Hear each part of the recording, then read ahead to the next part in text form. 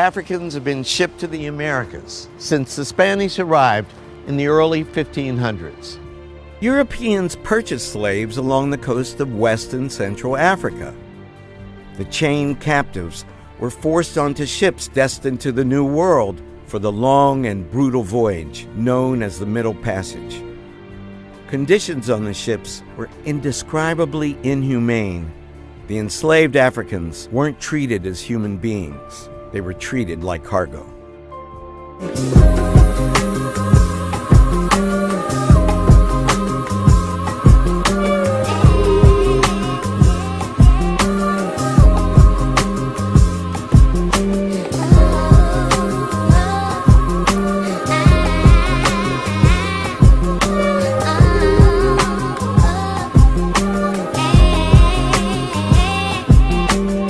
Men and women shackled together, stacked on top of each other. There was a process known as tight packing, where you literally had slave trading scientists who tried to figure out the maximum way to squeeze as many human beings as possible into the holds of these ships.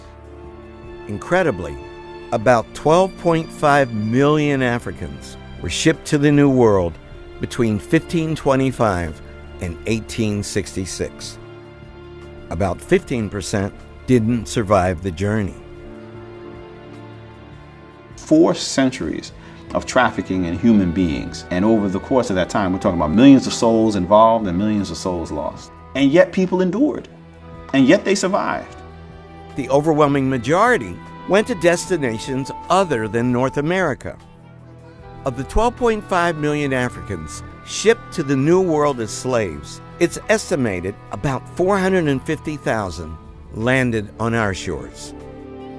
While a law passed by Congress in 1808 banned the transatlantic slave trade, thousands of slaves are estimated to have been smuggled into our country up to the Civil War. By 1860, the enslaved population in the United States had grown to about 4 million people, a staggering number when you consider that the national population at the time was 31 million.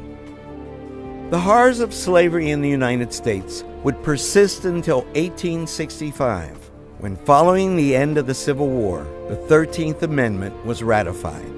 But the repercussions of institutional slavery are still being felt to this day, as African Americans continue to fight for equal rights and for the right to be heard.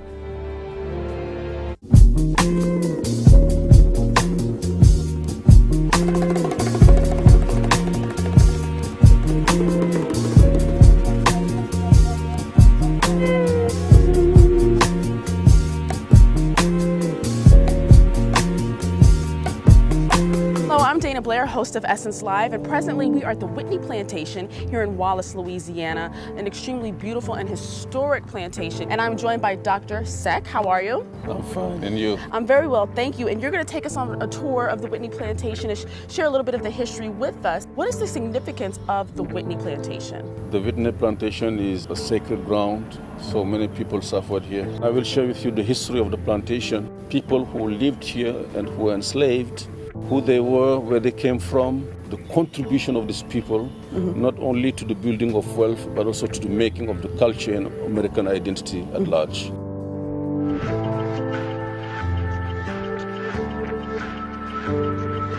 Can you ring that bell here? Can I? Yeah, go ahead. Go ahead. I'm not going to break it, am I? No, pull it.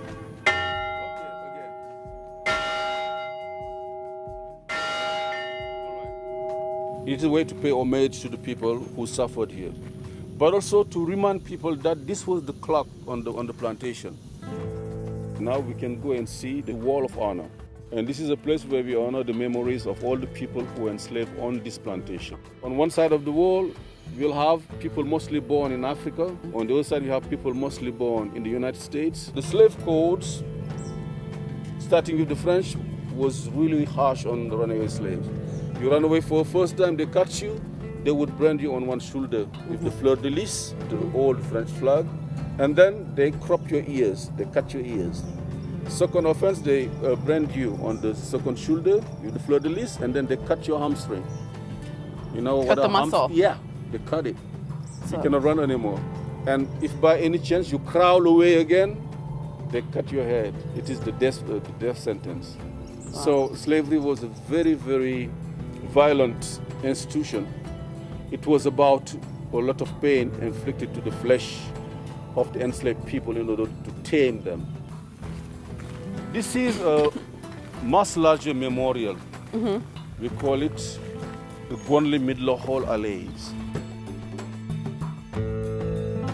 This guy here is being punished. And you see, this is the master. Yes. Yeah? And who's holding the whip? A slave. A slave.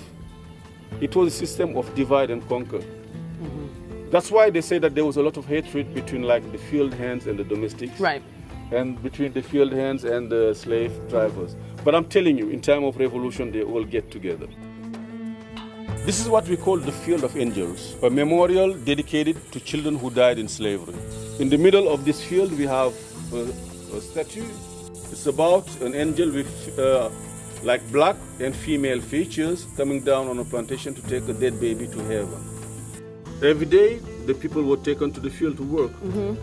Even mothers with nursing babies. But you see here, you have young ladies giving the breast to their children, because they were allowed to get back to the quarters twice a day to give the breast to their children.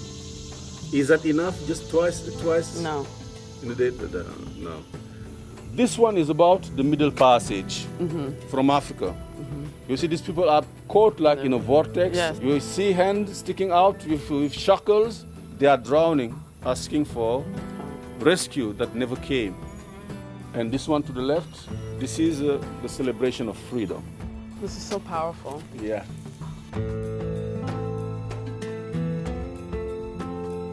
These two slave cabins, they are original to the grounds of the Whitney plantation. And how old is this? I suspect that they date back to the early 19th century.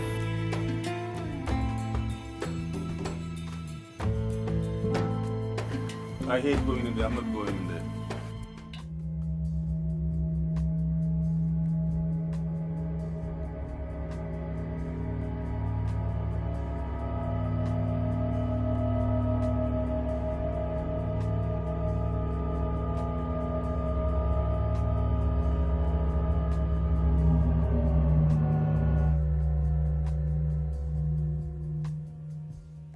It was my pleasure to take you through this. It is not a pleasant story, but we have to tell it. We have to tell the story of slavery. Yes, sir. Definitely. Thank you so much, Dr. Spake. This country will be greater. It has been already great, but it will be greater if they decide to solve the problem of the African Americans. They may tame the flesh, but they never were able to tame the spirit. It is not just about the history of pain inflicted to the enslaved people. It is also about the tremendous contribution to the culture.